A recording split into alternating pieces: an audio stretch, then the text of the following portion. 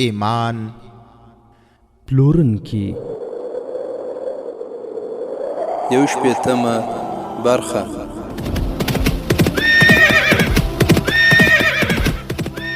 د سلطان صلاح الدین ایوبی رحمه الله د دوران رښتینی کیسې. صلاح الدین پر د غزمکارا پیدا کړه، ته یو بل صلاح الدین پر د غزمکارا پیدا کړه. الحمد لله وكفى والصلاة والسلام على رسوله المصطفى. اما بعد، محترم مسلمانانو ورونو، په تیره برخه کې تاسو واوریدل چې د سلطان صلاح الدین ایوبی رحمه الله ورور تقی الدین په مصر کې و او د مصر په شمال کې په هغو کندرو باندې حمله وکړه چې صلیبیانو نوې عقیده او نوې سازشونه له دغه ځای څخه پیل کړي وو. او د تیرې برخې په پای کې تاسو واوریدل چې د تقی الدین مجاهدینو عام مسلمانانو ته ویل چې تاسو دغه کندرو ته بې خرما او بې اوبه ورځئ. ورونو، له هغوی سره اوس چریکان هم دننه روان وو او مشالونه هم دننه ورتل. خلک حیران وو چې مشالونه څنګه دننه وړل کېږي. لږ تر لږه 50 مشالونه او 200 چریکان کندرو ته ننوتل. هغوی روښانه کوټې ته ورنغلل، بلکې په تیارو لارو او د غلامانو څارنځایونو ته ورغلل چې له بهره راتلونکي خلک ورتلی نه سو.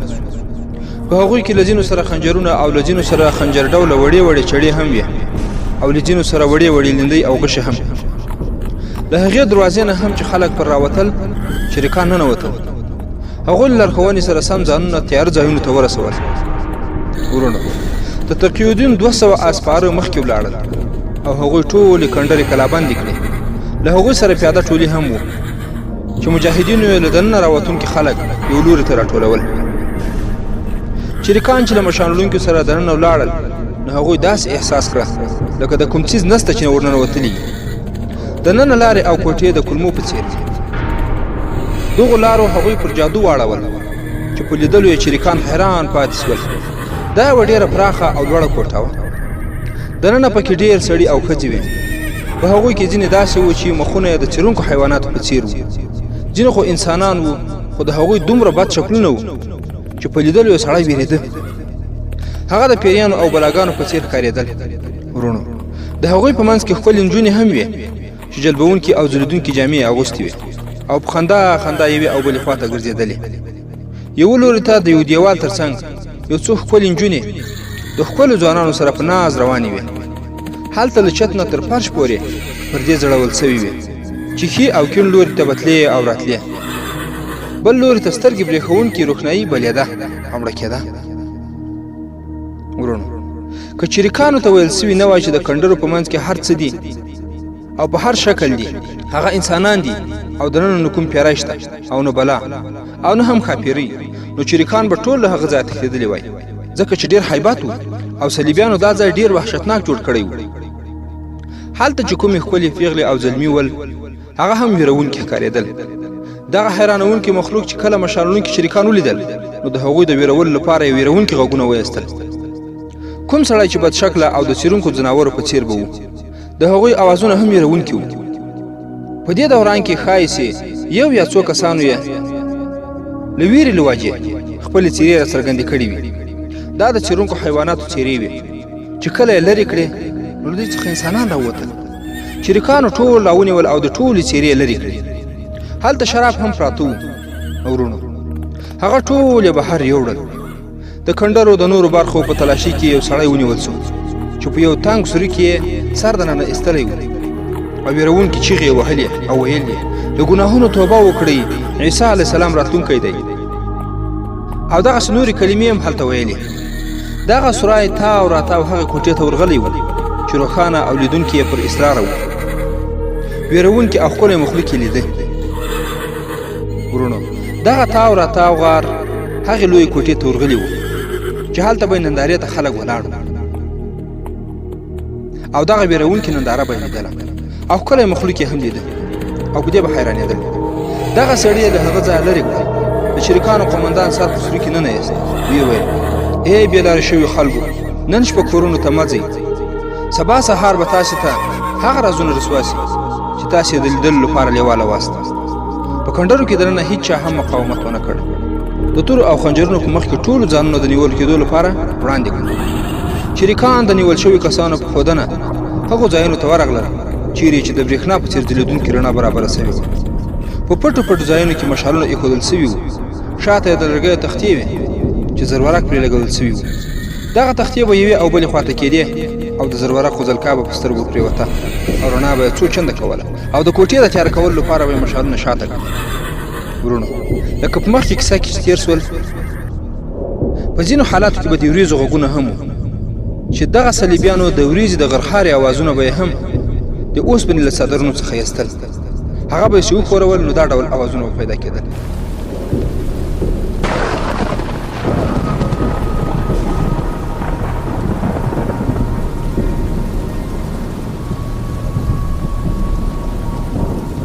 په پردو باندې ځای ځای زرورقونه هم نښلولي وو چې کله به یې پرې د مشالونو رڼا ولګېده نو د ستورو په څېر به ځلېدل. بلې خواته د پردو رنګ داسې و چې چا ویلی نه سول چې دا ګوندې ټوټه ده. هغوی به د دیوالونو درزونه ګڼل. د عقل او فکر لرونکي انسانانو لپاره دا کومه معما نه وه. بېشکه چې د رڼاګانو ځانګړی ترتیب جادو و چې خلک یې تر اغېز لاندې راوستل، خو څوک به چې دننه ورتلل د هغوی به بیا پر خپل عقل او حواسو باندې هېڅ کنټرول نه و. پر هغوی به چې کله د ننتللو په وخت باندې خرماوې او اوبه څښل کېدې، په هغو کې به څه نشي شیان هم ګډول چې په دې خلکو باندې خوړل کېدل چې په سملاسي توګه یې اغېز کاوه. تر دغه اغېز لاندې به چې د لیدونکو په ذهنونو کې هر ډول تصور کېنول کېده او غوږونو ته به چې هر ډول اوازونه رسول کېدل، هغه په سلو کې سل صحیح او په حقه ګڼل. د همدې نشي اغېز و چې خلک به بهر ولاړل، د بیا راتلو هیله به یې کوله. هغوی ته معلومه نه وه چې د هغه د عقیدې تاثیر نه دی، بلکې د هغه نشي اثر دی چې هغوی ته په خرما او اوبو کې ورکول کېده. ورونو د خرما په ډیرو او د اوبو په مشکو هم قبضه سوې وه. دننه د نیولو او تلاشۍ لړۍ روانه وه. بهر 200 کسه سفاهیانو کنډرې کلابند کړي وې. هر لوري ته د مشالونو رڼا وه. د پوځ زیاته برخه او نور سرحدي ټولي د سوډان له پولو سره په ګزمه بوخت وو. شپه تېره سوه. ورونو د سوډان له لوري کومه حمله ونه سوه. په کنډرو کې هم کوم مقاومت ونه سو. خو د سهار په رڼا کې چې سیمه روښانه سوه نو هلته د کلیوالو خلکو ګڼه ګوڼه وه.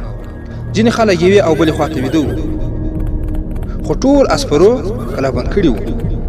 لږه شېبه وروسته ټول وګړي یو ځای ته راټول او کېنول سول. د هغوی شمېر به 3 یا 4 زره وو. د یوه لوري یوه ډله خلک راغلل چې پوځیانو رامخکې کړي وو.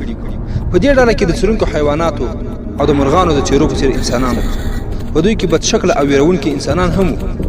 او په دغه ډله کې هغه ټول کسان وو چې خلکو ته په کنډرو کې دننه ښودل کېدل او ویل کېدل چې دا هغه اسمان دی چیرې چې دغه وګړي د خپلو ګناهونو سزا ویني. د هغوی تر ټولو ستره ګناه دا ویل کېده چې دغه وګړي له جنګونو سره عادت وو، یعنې پوځیان. د دې ډلې نه جلا د 10 یا 12 جنکۍ ډله هم رامخته سوه او د خلکو مخ ته راوستل سوه.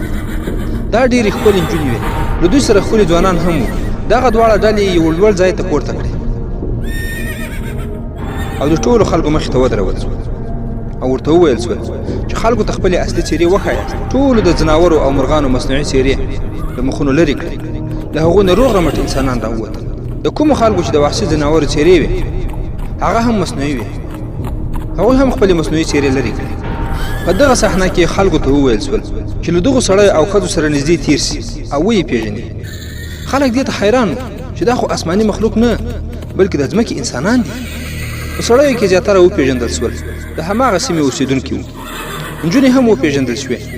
هغوی هم زیاتره د همدې سیمې وې او 3-4 پکې یهودانې وې چې صلیبیانو د دغه مقصد لپاره راوستي وې.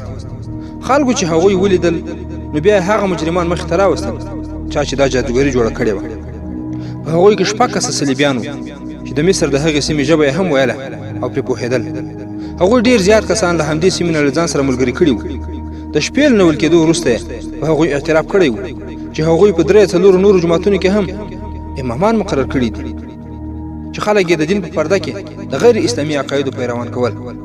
د دغه ډلې مقصد دا و چې خلک خانې کړي چې په پوځ کې شامل نه سي، ځکه چې دا ډېره لویه ګناه ده. دغه ډله په خپل مقصد کې بریالي سوي هم وو. دغه ورانکار په دې هم بریالي سوي وو چې د دغه سیمې په خلکو کې له سودانیانو سره مینه پیدا کړي او هغوی له دین له بدلولو پرته بېدینه کړي. ورونو چې کله خلکو دا ټولې څېرې ولیدې نو خلکو ته وویل سول چې اوس کنډرو ته دننه ورسئ، وګرځئ او د دغه چال او دوکې ثبوت په خپلو سترګو وګورئ. خلک دننه ورغلل، ځای ځای سپاهیان ولاړو او خلکو ته یې ښودل چې هغوی ته په کومو لارو چارو دوکه ورکول کېده. ډېر وخت وروسته چې ټول خلک دننه وګرځېدل او بیا راغلل نو تقي الدین هغوی ته وینا وکړه او هغوی ته یې وویل چې په خرماو او اوبو کې نشه ورکول کېده. دننه چې کوم جنت او دوزخ و هغه د دغې نشې د اغېز له امله و. زه دغو مجرمانو ته وایم چې دننه ولاړ سي او ما ته اسماني مخلوق د حرکت په حال کې راوښیي چې حضرت موسی علیه السلام چیرې او مړ شوی خلیفه العازد چیرې ده. دا ټوله دوکه وه. ورونو دا هغه نشه وه چې د حشیشانو استاد حسن بن صباح پر خلکو باندې څښله او هغوی ته به یې جنت ورښود. هغه خو په یو وخت کې څو کسو ته دا نشه ورکوله، خو دلته د اسلام دې دښمنانو په یو وخت کې د دغه سیمې ټول خلک نشه کړي. له دغو حالاتو څخه وروسته تقي الدین خلکو ته اصلي خبره وکړه چې په لومړي کې یې د یو ملنګ کیسه واورول شوه چې مسافرو ته اوښان او اشرفۍ ورکول کېدې. دا سوچه بې بنسټه کیسې وې او دروغ وې. او تقي الدین دا هم ورته وویل چې دغه کیسه اورونکي چې هر ځای درغلي وو هغوی ته د دې کیسې په بدل کې صلیبیانو ډېرې پیسې ورکولې چې خپل ایمانونه یې د دې پیسو په مقابل کې پلورلي وو. تقي الدین د دغو ورانکارو ټول اړخونه روښانه کړل او چې کله د هغو خلکو له اصلیت نه پرده پورته کړه نو خلک په جوش کې راغلل او راپورته سول. په مجرمانو یې حمله وکړه. هغه مهال له خلکو څخه نشه تللې وه چې د شپې په خرماو او اوبو کې ورکول کېده. پوځ د خلکو د منع کولو ډېر کوښښونه وکړل خو هغوی ټول مجرمان او جنکۍ یې ووژلې. تقي الدین پوځ په ټوله سیمه کې خپور کړ او د هغوی تر څارنې لاندې هلته د ورانکاریو اجنټان ونیول او بل یې د هغې سیمې په جوماتونو کې د قاهري عالمان امامان کړل چې د هغو خلکو دیني او عسکري روزنه یې پیل کړه. او د فرعونیانو دغه کنډرې هم د هغوی په لاس باندې ویجاړې سوې. ورونو دا و د صلیبیانو بل چال چې د الله جل جلاله په نصرت باندې د سلطان صلاح الدین ایوبي رحمه الله ورور د مصر په شمال کې دغه کنډرې له منځه ویوړې او د صلیبیانو دا دسیسه هم رسوه او د مسلمانانو په لاس باندې دغه ټولې کنډرې او دسیسه ویجاړه سوه. ورونو تقي الدین چې قاهرې ته ولاړ لومړی کار یې دا وکړه چې د جراح او شارجار غوښتنې سره سم یې هغوی ته د نکاح اجازه ورکړه او بل کار یې دا وکړ چې د پوځ د مرکزي قومندان منصبدارانو ته امر وکړ چې په سوډان باندې حملې لپاره تیاري پیل کړي. هغه د کنډرو په عملیاتو کې لیدلي وو چې ګاونډي سوډان دومره پراخه سیمه د خپل اغېز لاندې راوستلې او دغه اغېز به د شدیدې او ځوابي حملې پرته پای ته ونه رسېږي. هغه ته دا هم څرګنده سوې وه سوډانیان د صلیبیانو د لاس اله ګرځېدلي دي او د حملې کولو په تیاریو کې هم مصروف دي. نو ځکه ضروري وګڼل شوه چې په سوډان باندې د حمله وکړای شي. د حملې په نتیجه کې که د سوډان کومه سیمه ونیول شي او که نه دومره ګټه خو به خامخا ولري چې د دښمن تیاري ګډې وډې کړي او د هغوی پلانونه د یوې اوږدې مودې لپاره له منځه ولاړ شي. خو ورونو له تقي الدین سره د سلطان صلاح الدین ایوبي ملاتړ موجود و. د مصر سرپرست امیر تقي الدین د صلیبیانو د فکري یرغل مخه په خپل وخت کې د نظامي عملیاتو په وسیله باندې ونیوله او هغه پټه او د رازونو ډکه اډه یې له منځه یوړه د کوم نه چې دا فتنه راولاړه سوې وه. خو هغه لا ډاډه نه و ځکه چې هغه پوه شوی و چې دغه اسلام وژونکي زهر د قوم رګونو ته داخل سوي دي. دغه صلیبي ورانکاري د سوډانیانو په ملاتړ کېدلو او سوډانیانو ته د صلیبیانو ملاتړ په برخه سوی و. تقي الدین د سوډانیانو د پر ځای کېنولو لپاره په سوډان د حملې تیاری چټکې کړې. سلطان صلاح الدین ایوبي هلته د خپلو استخباراتو مامورین لېږلي وو چې د هغوی د ځان ځارونکو هڅو په نتیجه کې مهم اسرار په لاس ورغلل. خو له هغو رازونو چې کومه ګټه سلطان صلاح الدین ایوبي پورته کولی سوه د هغو ورور تقي الدین دومره نه سوی پورته کولی. د دواړو ورونو جذبات یو ډول خو د دواړو په ځیرکتیا کې د ځمکې او اسمان غوندې فرق. دواړو ورونو به چې د کومو عملیاتو پرېکړه کوله هغه به ډېر سخت خو فرق یې دا و چې سلطان صلاح الدین ایوبي به ډېر احتیاط کوه او تقي الدین به په بې صبرۍ کې د احتیاط لمن پرېښوده. کله چې پوځي مشرانو هغه ته وویل چې په سوډان باندې حمله کول عاقلانه کار دی خو له صلاح الدین ایوبي نه مشوره اخیستل ضروري دي، نو تقي الدین د خپلو مشاورینو دغه مشوره رد کړه او ویې ویل آیا تاسې خپل محترم امیر ته دا ثابتول غواړئ چې تاسې له هغه پرته سوچ هم کولی نه سئ او هیڅ هم کولی نه سئ؟ تاسې هیر کړي دي چې د مصر محترم امیر له مصر نه څومره لرې دی او په یوه ستر توپان کې راګیر دی. که موږ د هغه مشورې او پرېکړې ته انتظار وکړو نو پایله به یې دا وي چې سوډانیان په موږ باندې لومړی یرغل وکړي او په موږ به راسبرې سي. یو مرستیال قومندان وویل تاسې همدا اوس د حملې امر وکړئ. پوځ په همدې حالت کې له ځنډه پرته کوچ وکړي، خو د دومره ستر او مهم کار لپاره ژور فکر ته اړتیا ده. موږ به د لیک چارې په لنډ وخت کې سرته ورسوو. تاسې محترم سلطان صلاح الدین ایوبي ته خامخا خبر ورکړئ او د نورالدین زنګي پاملرنه هم دې لوري ته راواړوئ. تقي الدین ونه منله، ویې ویل تاسې په مصر کې یو خاین او ورانکاری نیسئ او له منځه یې وړئ، خو زه دغه منبع بندول غواړم د کوم ځای چې خیانت او ورانکاري راولاړېږي. د دې کار لپاره زه د شاه حکم او مشورې ته اړتیا نه لرم. تقي الدین ځینې داسې عناصر او حالات نظره وغورځول چې د هغه حمله یې ناکامولی شوه. یو دا چې د صلیبیانو او سوډانیانو جاسوسان په مصر کې موجود وو چې د مصري پوځونو د هر حرکت څارنه یې کوله.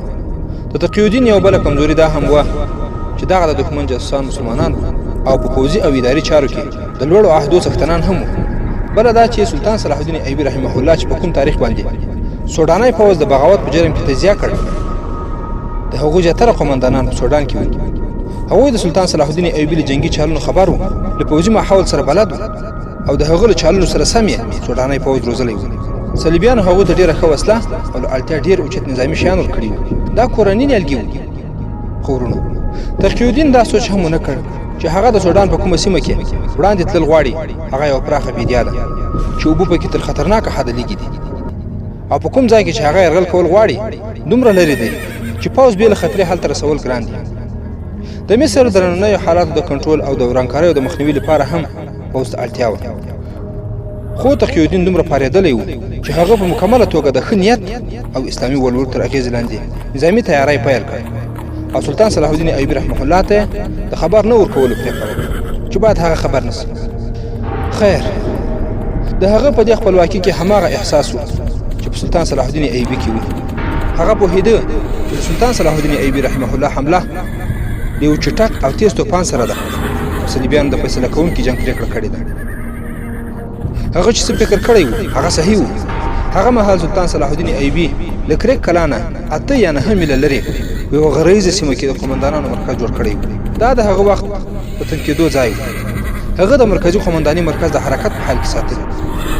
پر کوم ځای به یې چې یرغل او یا شپخون کاوه د هغه سره به نږدې اوسېده او د حمله کوونکي کنډک قومندان ته به یې ویل چې د هغه د بیرته راستنېدو پر وخت به په کوم ځای کې د هغه چریکي قومندانانو د صلیبیانو څوري یا رسود له منځه وړي وي.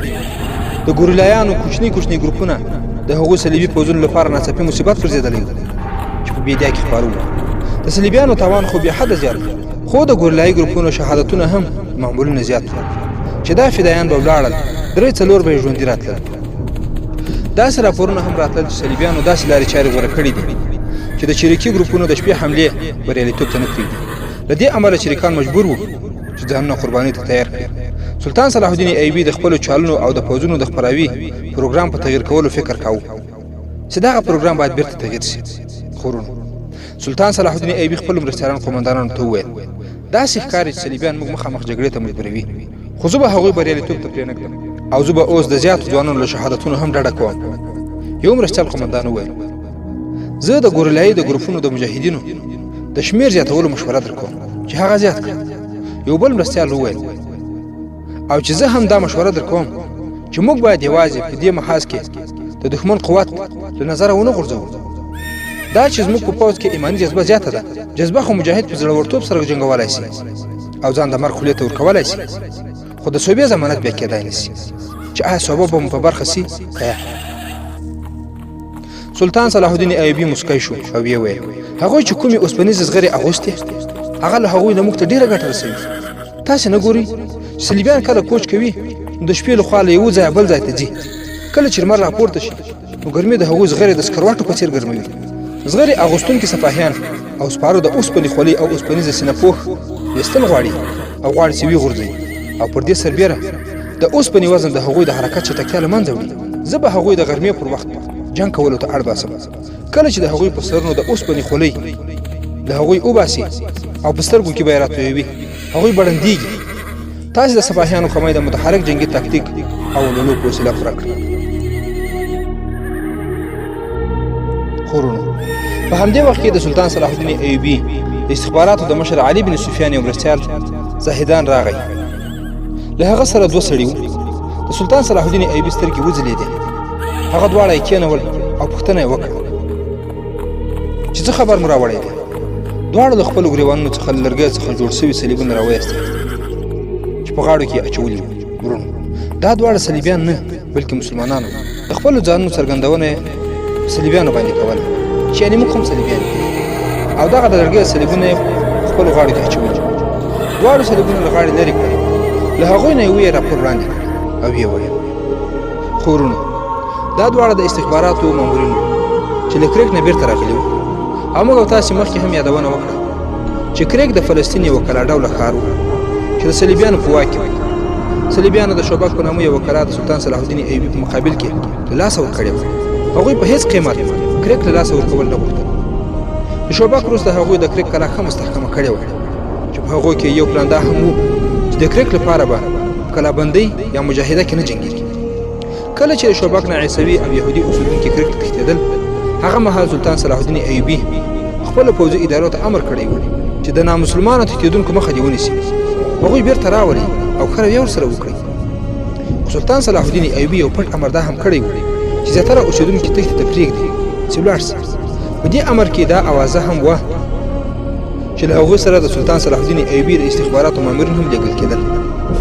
د دښمن ښار ته د خپلو جاسوسانو د لېږلو لپاره دا ښه وخت و، ځکه چې لږ وخت وروسته پرې حمله کېدونکې وه.